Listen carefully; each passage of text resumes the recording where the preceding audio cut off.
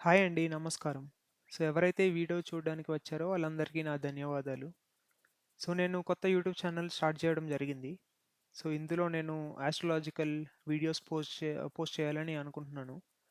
మన తెలుగు లాంగ్వేజ్‌లో astrology content అనేది చాలా లిమిటెడ్ ఉంది. అండ్ చాలా ఛానెల్స్ ఉన్నాయి. But it is very time taking process actually. So, చాలా ఎక్కువ టైమ్ ఇన్వెస్ట్ చేస్తే గాని మనం వేదిక ఆస్ట్రాలజీలో ఒక ప్రో అవ్వడానికి ఆస్కారం లేదు. ఇలాంటి టైంలో నాకొక ఐడియా వచ్చింది. Why can't I create one new YouTube channel on vedic astrology. So, easy వేలో తక్కువ టైంలో వేదిక్ ఆస్ట్రాలజీ ఎక్స్‌ప్లెయిన్ చేయడానికి నేను ఈ యూట్యూబ్ ఛానల్ క్రియేట్ చేయడం జరిగింది. ఎవరికైతే ఆస్ట్రాలజీ నేర్చుకోవాలి, అసలు ఈ ఆస్ట్రాలజీ అంటే ఏంటి? అండ్ దీన్ని ఎట్లా చూస్తారు? ఇవన్నీ నేర్చుకోవాలని ఉంటే వాళ్ళు సబ్స్క్రైబ్ చేసుకొని పెట్టుకోండి. నేను ఆస్ట్రాలజీ రిలేటెడ్ కంటెంట్ పోస్ట్ చేస్తూ ఉంటాను. సో, మీరు కూడా నేర్చుకోవచ్చు. సో, మీ బర్త్ చార్ట్స్, మీ ఫ్యామిలీ బర్త్ చార్ట్స్ మీరే ఓన్‌గా రీడ్ చేసుకోగలరు. వన్స్ ఈ కోర్స్ ఇదంతా కంప్లీట్ అయిపోయిన తర్వాత మీరే క్యాపబుల్ అవుతారు. మీ చార్ట్స్ మీరు అనలైజ్ చేసుకుంటానికి. సో, ఆ గ్యారంటీ అయితే నేను కన్ఫర్మ్ ఇస్తాను. Okay. Coming back to the topic vedic astrology. So, అసలు ఆస్ట్రాలజీ అంటే ఏంటి? So, there are different types of astrologies actually. చాలా మనం ఆస్ట్రాలజీ అంటే ఓన్లీ ఒకటే అని అనుకుంటాం. బట్ చాలా ఉన్నాయి. Different astrology like Vedic astrology, western astrology, KP astrology, నాడీ ఆస్ట్రాలజీ. సో, ఇవన్నీ మోస్ట్‌లీ డెవలప్ అయింది ఇండియాలోనే. Like Vedic astrology, KP and నాడీ ఇవన్నీ డెవలప్ అయింది ఇండియాలోనే. అండ్ వెస్టర్న్ ఆస్ట్రాలజీ అనేది యూరోప్ అటు సైడ్ డెవలప్ అయింది. లైక్ గ్రీక్స్ అండ్ వాళ్ళు డెవలప్ చేసిన ఆస్ట్రాలజీ అనేది వెస్టర్న్ ఆస్ట్రాలజీ. సో, వీటిలో చాలా సిమిలారిటీస్ ఉంటాయి. లైక్ మోర్ దెన్ 70-80% సిమిలారిటీస్ ఉంటాయి. బట్ అనలైజ్ చేసే విధానం అనేది డిఫరెంట్ ఉంటుంది. వేదిక్ ఆస్ట్రాలజీలో మీరు కొన్ని పారామీటర్స్ చూసి అనలైజ్ చేస్తూ ఉంటారు. అట్లనే వెస్టర్న్ ఆస్ట్రాలజీలో వేరే యాస్పెక్ట్స్ చూసి అనలైజ్ చేస్తూ ఉంటారు. సో, కాన్సెప్ట్ అనేది సేమ్. బట్ ఎనలైజేషన్ టైప్ అనేది డిఫరెంట్. అది ఈ ఆస్ట్రాలజీస్‌లో డిఫరెన్స్. ఓన్లీ ఇవే కాదు, ఇంకా చాలా ఆస్ట్రాలజీస్ ఉన్నాయి. లైక్ చైనీస్ ఆస్ట్రాలజీ అండ్ ఇంకా చాలా ఉన్నాయి. మాయన్ ఆస్ట్రాలజీ అని. అవన్నీ మోస్ట్‌లీ అంతరించిపోయే స్టేజ్‌లో ఉన్నాయి. అవి వాటి గురించి అంత రిసోర్సెస్ కూడా లేవు పెద్ద ఆన్‌లైన్‌లో. సో, మనకి ఇవి సరిపోతాయి. We learn about all different types of astrological system sorry. So, మనం ఇది సరిపోతుంది మనకి. లైక్ మనం ఓన్ బర్త్ చార్ట్ రీడ్ చేసుకుంటానికి అండ్ ఈవెంట్స్ అనేది ప్రిడిక్ట్ చేయడానికి. So, these are more than sufficient. Okay. Coming to vedic astrology. First vedic astrology అంటే ఏంటి? ఆస్ట్రాలజీ అనే దాన్ని సాంస్క్రిట్‌లో జ్యోతిష్య అని అంటారు. జ్యోతి అంటే నథింగ్ బట్ లైట్. ఇది అందరికీ తెలిసిందే. అండ్ ఈష అంటే ఈశ్వరుడు, లైక్ గాడ్. సో, అది కంబైన్ చేస్తే జ్యోతిష్య అనేది లైట్ టువర్డ్స్ ది గాడ్. మనం జ్యోతిష్యం, జాతకాలు అంటే లైక్ ప్రిడిక్ట్ చేయడము, లైక్ ఏమన్నా బాధలు ఉంటే రెమెడీస్ చేయడము, ఓన్లీ ఇదే అని అనుకుంటాం. But final destination of astrology and జ్యోతిష్య అనేది spiritual aspect actually. It's basically. So, జ్యోతిష్య అనేది light towards the God. And మనం మోర్ అండ్ మోర్ జ్యోతిష్యకి ఇంక్లైండ్ అయ్యే కొద్దీ మనం దేవుడికి దగ్గరగా అయ్యే ఛాన్స్ కూడా చాలా పెరుగుతుంది. ఎందుకంటే మనకి హోల్ సిస్టమ్ అనేది మనం నేర్చుకోగలం యాక్చువల్లీ. ఏం జరుగుతుంది ఎవ్రీథింగ్ అనేది మనకు అర్థమవుతూ ఉంటుంది. అందుకే దాన్ని లైట్ టువర్డ్స్ గాడ్ అని కూడా అంటారు. ఇది ancient Indian system that interprets planetary positions. ఏవైతే మన పుట్టిన బర్త్ టైం అప్పుడున్న ప్లానటరీ పొజిషన్స్ మన లైఫ్‌ని ఎలా ఇంపాక్ట్ చేస్తాయి అనేదే vedic astrology basically. So, from thousands of years, thousands and like multiple thousands of years నుంచి చాలామంది ఋషులు, మునులు వీళ్ళంతా లైక్ అబ్జర్వ్ చేస్తూ డిఫరెంట్ టైప్ ఆఫ్ ఆస్పెక్ట్స్ వాటిని అబ్జర్వ్ చేస్తూ వాళ్ళు మన కోసం అందించిన జ్ఞానమే ఇది వేదిక్ ఆస్ట్రాలజీ. ఇందులో there are different type of masters actually. One is main one is Parashara Maharshi. అంటే ఈయనని ఫాదర్ ఆఫ్ వేదిక్ ఆస్ట్రాలజీ అని కూడా అంటారు. ఇతనిది పరాశర మహర్షి లైక్ బుక్ కూడా ఉంటుంది వేదిక్ ఆస్ట్రాలజీ రిలేటెడ్. సో అట్లా ఇక్కడ ఉన్న ముగ్గురిది బుక్స్ కూడా అవైలబుల్ ఉంటాయి ఆన్లైన్లో. మీకు టైం ఉండి మీకు ఇంట్రెస్ట్ ఉంటే చదవాలనుంటే చదవచ్చు. So like Parashara Maharshi father of vedic astrology, and Bhrigu Maharshi Bhrigu Nadi అనే బుక్ కూడా ఉంటుంది, and Jaimini Maharshi.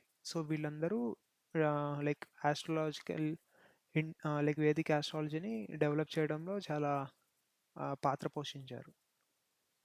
Okay. So మీరు కావాలంటే ఈ బుక్స్ కూడా ఆన్లైన్లో వెతికి చదవచ్చు. బట్ అది very time taking process. And అందులో ఉండేది కూడా లైక్ ప్లానటరీ కాంబినేషన్స్ వాటికి పాతకాలంలో అప్లికబుల్ అయ్యేవి మోస్ట్లీ రాసుంటారు. లైక్ మీకు గజాలు గజాలు రావచ్చు, అండ్ మీకు పట్టాభిషేకం జరగవచ్చు. సో ఇలాంటివి రాజయోగాలు, అంటే మీరు రాజయోగం ఉంటే మీరు రాజు అయిపోతారా అట్లా అనుకుంటాం కదా మనం. సో అలా ఎందుకు రాశారంటే పాతకాలంలో జ్యోతిష్యం జాతకాలు ఇవన్నీ చూసేది రాజుల కోసం అండ్ గొప్ప గొప్ప వ్యక్తుల కోసం చూసేవాళ్ళు. సో ఒక గజకేసరి యోగం ఫర్ ఎగ్జాంపుల్, గజకేసరి యోగం అంటే పాతకాలంలో మీకు గజాల మీద తిరిగే అంత స్థాయి వస్తుంది అని. కానీ అది ఎగ్జాక్ట్ లైన్ టు లైన్ మనం ఇప్పుడు తీసుకోలేము అది, ఎందుకంటే ఇప్పుడు గజాలే లేవు కదా ఎక్కి తిరగడానికి. సో ఇప్పుడు అది ఎలా తీసుకోవచ్చు అంటే లైక్ లగ్జరీ కార్స్, సో అలాంటి వాటిలో తిరగవచ్చు. సో అట్లా వాటిని లైక్ రీఇంటర్ప్రిట్ చేసుకోవాలి మనం. సో మనం గుడ్డిగా ఫాలో అయిపోతే పాతకాలంలో రాసిన బుక్స్ అనేది, సో అది కరెక్ట్ మనకి ఈవెంట్స్ ఇవన్నీ మ్యాచ్ అవ్వవు సరిగ్గా. సో అందుకే లైక్ ఈ బుక్స్ అనేవి అంత సజెస్టబుల్ కాదు మీకు. బట్ మీకు నేర్చుకోవాలని ఉంటే like you can. Okay. So basically these are planets in the astrology that we're considering. Okay. So సూర్యుడు, ఇది మీకు తెలిసింది సన్, సూర్యుడు, చంద్రుడు మూన్, మెర్క్యూరీ బుధుడు, వీనస్ శుక్రుడు, మార్స్ కుజుడు, అండ్ జూపిటర్ బృహస్పతి ఆర్ గురువు, సాటర్న్ శని, రాహు రాహు కేతు. సో ఈ ప్లానెట్స్ అన్నిటిని మనం కన్సిడర్ చేస్తాం వేదిక్ ఆస్ట్రాలజీలో. ఈ ప్లానెట్స్ మధ్యలో ఉండే ఆస్పెక్ట్స్, ఆ ప్లానెట్స్ ఏ రాశిలో ఉన్నాయి, సో ఇవన్నీ మనం ఫ్యూచర్లో మళ్ళీ డిస్కస్ చేస్తాం ఇన్ మల్టిపుల్ వీడియోస్లో. సో బేసిక్స్ ఏంటంటే, సో ఈ ప్లానెట్స్ అనేవి మనం కన్సిడర్ చేస్తాం. సో ఇవి ఉన్నాయి కదా ఇక్కడ యురేనస్ నెప్ట్యూన్ ప్లూటో అనేవి, వీటిని వెస్ట్రన్ ఆస్ట్రాలజీలో కన్సిడర్ చేస్తారు. సో వేదిక్ ఆస్ట్రాలజీలో వీటికి అంత ఇంపార్టెన్స్ అనేది ఏమీ ఇవ్వలేదు. సో వెస్ట్రన్ ఆస్ట్రాలజీ వచ్చినప్పుడు వెస్ట్రన్ ఆస్ట్రాలజీ గురించి నేర్చుకునేటప్పుడు మనం ఇది డిస్కస్ చేయొచ్చు, యురేనస్ నెప్ట్యూన్ ప్లూటో గురించి, వాటిని ఎలా కన్సిడర్ చేసుకోవాలి అవన్నీ. సో ప్రజెంట్ మనం ఓన్లీ వీటి మీద ఫోకస్ చేద్దాం. ఓకే. సో ఇవి మీకు అందరికీ తెలిసిందే planetary system. So sun, Mercury, Venus, Earth అనేది మనం కన్సిడర్ చేయము ఎందుకంటే మనం ఎర్త్ మీదే ఉంటాం కాబట్టి. Mars, Jupiter, Saturn, Uranus, Neptune, Pluto. So ఈ అవుటర్ ప్లానెట్స్ ఏవైతే ఉన్నాయో యురేనస్, నెప్ట్యూన్, ప్లూటో అనేది ప్లానెట్ నుంచి కూడా తీసేశారు. సో వాటి వల్ల మన మీద అంత ఇంపాక్ట్ అనేది ఉండదు అని మన వేదిక్ ఆస్ట్రాలజిస్ట్ ఎవరైతే ఉన్నారో వాళ్ళు రాసిన టైంలో మేబీ వాళ్ళు ఇది చూసి కూడా ఉండరు. ఓన్లీ సాటర్న్ వరకే కనిపించుంటాయి వాళ్ళకి. సో అక్కడ వరకే వాళ్ళు ప్రిడిక్షన్స్ అవి చేయగలిగారు. అండ్ యురేనస్, నెప్ట్యూన్ వీటిని నెగ్లెక్ట్ చేశారు. బట్ వెస్టర్న్ ఆస్ట్రాలజీ వాళ్ళు కన్సిడర్ చేసేది ఇవి కూడా కన్సిడర్ చేస్తారు. బట్ మనకి ఈ ప్లానెట్స్ ఇవి సఫిషియంట్ వేదిక్ ఆస్ట్రాలజీలో. సో వాటితో మనము రిజల్ట్స్ అవన్నీ ప్రిడిక్ట్ చేయొచ్చు. So not a problem. So ఇప్పుడు మీకు డౌట్ రావచ్చు, ఇందులో రాహుకేతు కనపడట్లేదు కదా మరి అవి ఎక్కడ అని. సో రాహుకేతు అనేది రియల్ ప్లానెట్స్ కాదు. వాళ్ళేమి లైక్ ఇవి ఎర్త్ అనేది ఎలా ప్లానెట్ కింద ఉందో, మెర్క్యూరీ అనేది ప్లానెట్ కింద ఉందో, అలా ఇవి ఫిజికల్ ప్లానెట్స్ అనేవి కాదు Rahu Ketu. They are just mathematically calculated points అంతే. సో మన గ్రహణం వస్తుంది కదా, ఇది ఇది మూన్ ప్లేన్, ఎర్త్ చుట్టూ మూన్ తిరిగే ప్లేన్. అండ్ ఇది సన్ చుట్టూ ఎర్త్ తిరిగే ప్లేన్. సో ఎక్కడైతే ఇవి ఇంటర్సెక్ట్ అవుతాయో, మూన్ ప్లేన్ అనేది సన్ ప్లేన్తో ఇంటర్సెక్ట్ అవుతుందో, టూ టైమ్స్ ఇంటర్సెక్ట్ అవుతుంది, ఒకటి ఇక్కడ ఒకటి ఇక్కడ. సో దీన్ని కేతు అంటారు, దీన్ని రాహు అంటారు. సో ఇవి కంప్లీట్లీ ఆపోజిట్ ఉంటాయి. సో మనం ఎర్త్ మీద నుంచి చూస్తుంటే కేతు ఒక దగ్గర ఉంటే రాహు దానికి ఎగ్జాక్ట్లీ 180 డిగ్రీస్ ఆపోజిట్లో ఉంటుంది. ఓకే. సో ఇవి మ్యాథమెటికల్ పాయింట్స్. సో గ్రహణం ఏర్పడేది ఇక్కడే. ఎప్పుడైతే మూన్ ఇక్కడికి వస్తుందో సన్ అనేది కనపడదు మనకి.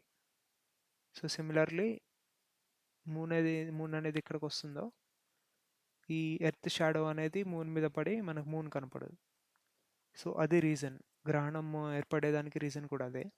సో వాటిని మనం రాహుకేతు అని కన్సిడర్ చేస్తాం. సో ఈ పాయింట్స్ అనేవి కూడా ఎర్త్ చుట్టూ మూవ్ అవుతూ ఉంటాయి. సో వాటిని కూడా ప్లానెట్స్‌లా తీసుకొని మనం ప్రిడిక్షన్స్ అవి చేస్తా ఉంటాం.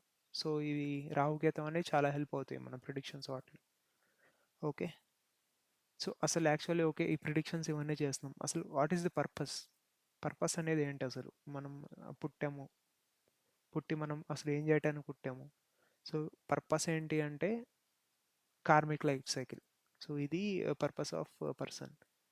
సో ఏంటంటే మనం పుడతాం. ఏదో ఒక కర్మ చేస్తాం బతికున్నంత వరకి. Last finally చనిపోతాం.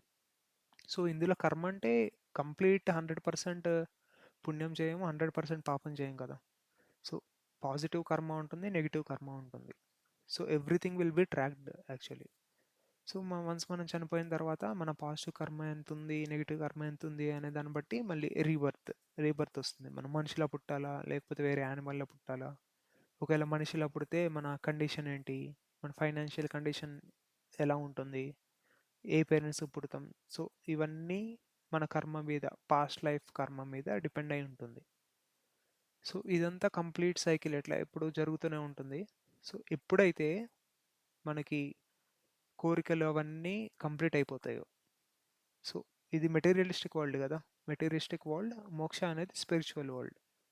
సో ఎప్పుడైతే మన డిజైర్స్ అనేవి కంప్లీట్ అయిపోతాయో, లైక్ మల్టిపుల్ బర్త్స్ తీసుకొని, లైక్ ఎవ్రీ డిజైర్ ప్రతి జన్మలో మనం ఏదో ఒక డిజైర్ అనేది ఫుల్ఫిల్ చేసుకుంటూ ఉంటాం. సో ఎప్పుడైతే అన్నీ కంప్లీట్ అయిపోతాయో మనం మోక్షంకి దగ్గరగా వెళ్తూ ఉంటాం.